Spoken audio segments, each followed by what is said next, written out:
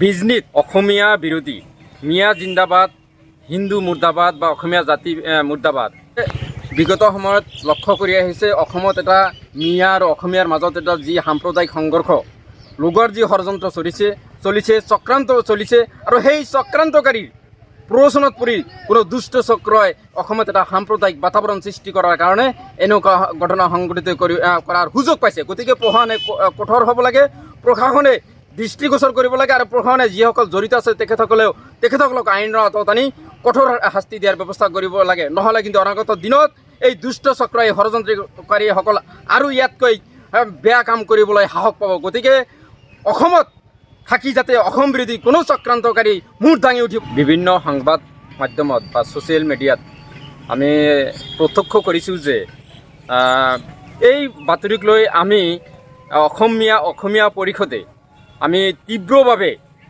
গৰিহণা দিছোঁ, আৰু আমি প্ৰশাসনক অসমীয়া পৰিষদৰ পৰা দাবী উত্থাপন কৰিছোঁ যে ইয়াৰ লগত জড়িত যিয়েই ষড়যন্ত্ৰকাৰী নহওক কিয় অনতিপলমে 24 ঘণ্টাৰ ভিতৰত প্ৰশাসনে গ্ৰেপ্তাৰ কৰি জেল হাজতলৈ প্ৰেৰণ কৰিব লাগে, আৰু ইয়াৰ লগত জড়িত যিসকল ইয়াৰ লগত আছে তেখেতসকলক আইনৰ আওতাত আনি গ্ৰেপ্তাৰ কৰিব লাগে। কাৰণ অসমীয়া জাতিৰ অবিচ্ছেদ্য অংগ মিয়া হয়। গতিকে মিয়াসকলে অসমীয়া জাতি বিৰোধী কোনো কামকেই আমি অসমীয়া পৰিষদে সমৰ্থন নকৰোঁ, আৰু মিয়াসকলেও সমৰ্থন নকৰে।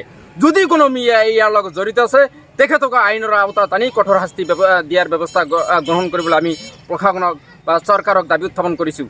কাৰণ অসমত সাম্প্ৰদায়িক সংঘৰ্ষ লোকৰ কোনো কামকে মিয়া পৰিষদে সমৰ্থন নকৰে, বা অসমীয়া জাতিক বিচ্ছিন্ন কৰিব পৰা, অসমীয়া জাতি ধ্বংস কৰিব পৰা, অসমীয়া জাতিৰ লগত কোনো গাদ্দাৰী কাম মিয়াসকলে নকৰে, আগন্তুক দিনতো নকৰে, বিগত সময়তে কৰা নাই। গতিকে আমি মিয়াসকল অসমীয়া জাতিৰ অবিচ্ছেদ্য অংগ, আৰু অবিচ্ছেদ্য অংগ হৈছে মিয়াসকলে অসমীয়া জাতিৰ ক্ষতি হ'ব পৰা কোনো কামকে মিয়া পৰিষদে সমৰ্থন নকৰে।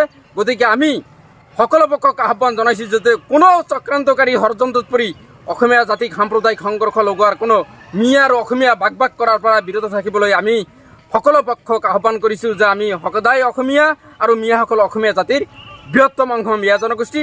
গতিকে অসমত এটা সাম্প্ৰদায়িক সংঘৰ্ষ লগোৱাৰ কোনো চক্ৰান্তকাৰীক, কোনো ষড়যন্ত্ৰকাৰীক প্ৰশ্ৰয় দিয়া নহ'ব, বা সিহঁতক কঠোৰ আইনৰ আওতাত আনি বিহিত ব্যৱস্থা গ্ৰহণ কৰিবলৈ আমি চৰকাৰক আহ্বান জনাইছোঁ।